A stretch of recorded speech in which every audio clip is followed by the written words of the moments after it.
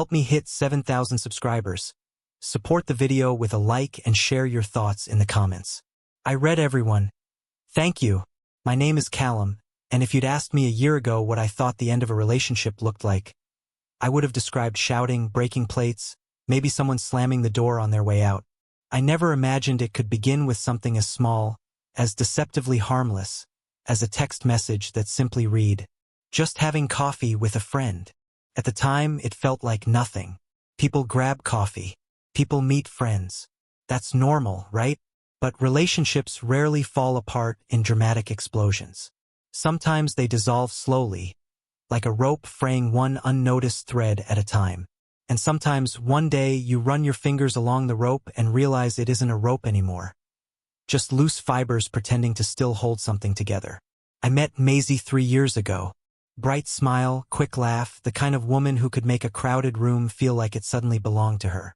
She wasn't loud. She just carried this gentle warmth, the kind that made people lean in without realizing it. I loved her for that warmth. I didn't imagine I'd eventually feel burned by it. Started small. She changed her phone password. She said it was because her niece kept sending prank texts from her phone. Then she started turning her phone face down, something she'd never done before. When I asked, she said, "You're overthinking again, Cal. Not everything is a problem." Maybe not, but something was becoming one. Still, I didn't want to be that guy. Paranoid, clingy, suspicious of shadows. So I tried to trust her the way I always had. I tried to trust us. But trust only works when both people are actually holding it. The coffee text came on a Sunday morning. I remember because I was still half asleep, the kind of sleepy where the world feels soft and forgiving. My phone buzzed on the nightstand, and I reached for it without opening my eyes. "Maisie, just having coffee with a friend. Don't wait for me. I'll see you later." A friend. Which friend? Why so early? And why did it feel like she was telling me not to ask? I stared at the message for a long moment, not angry, just aware. Something inside me settled, like sand sinking to the bottom of a jar after being shaken for too long. You know that quiet clarity that comes right before a storm? That's what it felt like.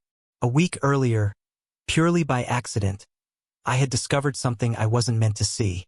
I had been helping my cousin Leo with a photography portfolio. He's an amateur street photographer, the kind who likes capturing honest moments. As he puts it, we were scrolling through his shots from a local music festival, just casual pictures of crowds, lights, smiles, until I saw Maisie, and a man I didn't recognize. His hand on her waist, hers on his chest, their faces far too close to be friendly. I didn't react. I didn't even tell Leo. I just saved the photo to my phone quietly when he wasn't looking, the way someone might gently pick up a sharp piece of glass so no one else steps on it. I didn't show it to Maisie. I didn't accuse her. I didn't dig.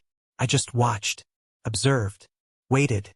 Sometimes you learn more from silence than confrontation.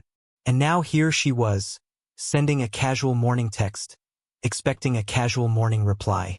But I wasn't angry. I wasn't hurt. Not in that moment. What I felt was done. Just quietly, fully, unmistakably done. So I replied with a line I knew would split the illusion right down the middle. Ask him if his wife liked the photos. A simple sentence.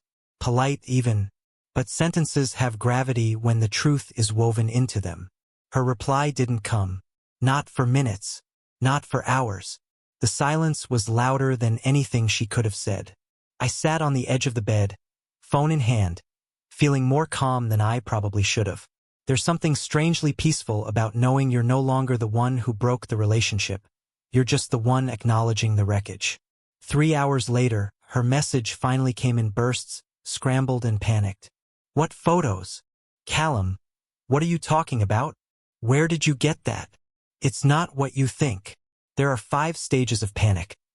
Denial, confusion, justification, deflection, and bargaining. She hit all 5 in less than 10 minutes. But I wasn't playing that game anymore. What I wanted wasn't an explanation. I wanted honesty, and she didn't seem capable of giving me even that.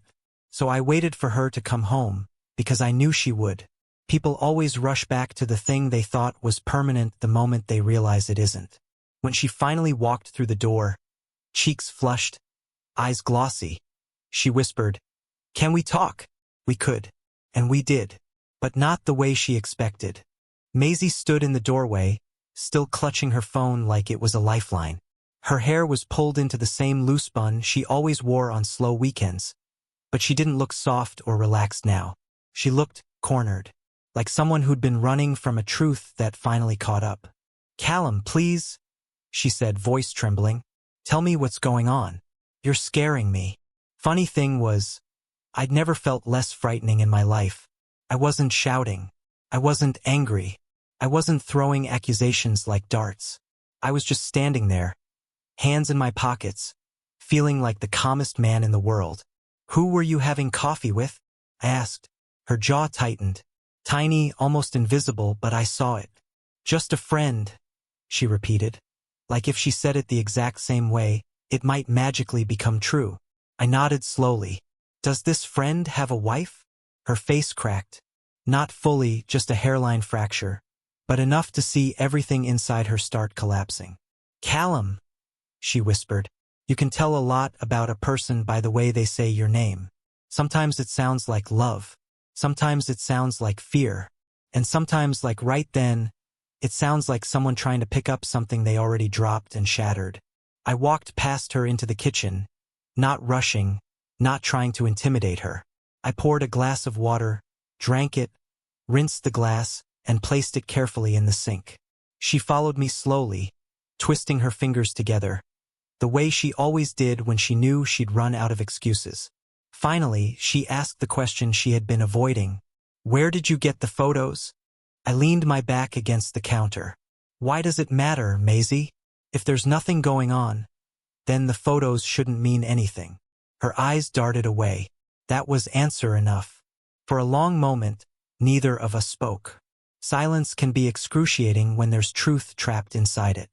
When she finally opened her mouth, the words didn't come out in a confession. They came out in a collapse. "It wasn't supposed to happen," she murmured. "We were talking, just talking, and it got confusing."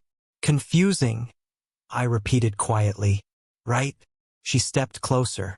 "Callum, I swear to you I didn't plan any of it. I wasn't looking for anything.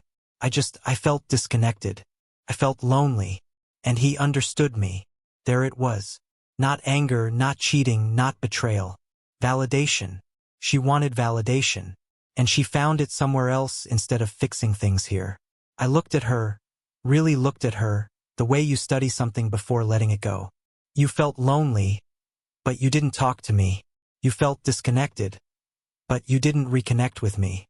You went to someone else because it was easier than fixing what was right in front of you." Her lower lip trembled. "I'm sorry. I know you are," I said softly. "But sorry doesn't rebuild trust. It doesn't undo choices." She reached out for my arm, but I stepped back. Not dramatically, not coldly, just enough. Enough to let her feel the space she created long before this moment. "Callum, I love you," she whispered, desperate now. I didn't respond right away. I wasn't trying to hurt her. I was just finally being honest with myself. "Maisie, you love the idea of me," I said. "You love the comfort of us. But the truth is, if you really loved me, you wouldn't have gone looking for emotional crumbs from someone else." Her tears finally fell, silent and steady. But I didn't move to comfort her.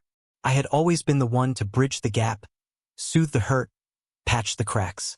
And maybe that was the problem. I kept repairing things she never stopped breaking. "What do you want me to do?" she asked, voice shattered. "Tell his wife," I said simply. "She deserves the truth." Maisie froze. "Callum, please don't. It'll ruin everything." "It already ruined everything," I replied. "I'm not doing it to punish you. I'm doing it because she deserves to know what's going on in her marriage. Just like I've learned what's going on in mine." She turned away, covering her mouth with her hand, sobs breaking through her fingers. It hurt to watch. It hurt because I wasn't watching a villain. I was watching someone who made a choice and didn't think about the damage until it was too late. And I was finally choosing myself. I walked to the bedroom and began packing a small bag. Not out of anger, not as revenge, but out of clarity. The kind of clarity that comes only once, when you realize you don't have to beg for the respect you deserve. Maisie stood in the doorway, eyes swollen, voice barely a whisper. Are you leaving me? I'm leaving the version of us that doesn't exist anymore, I said. The one where we were still choosing each other. She reached for me again, but I shook my head gently.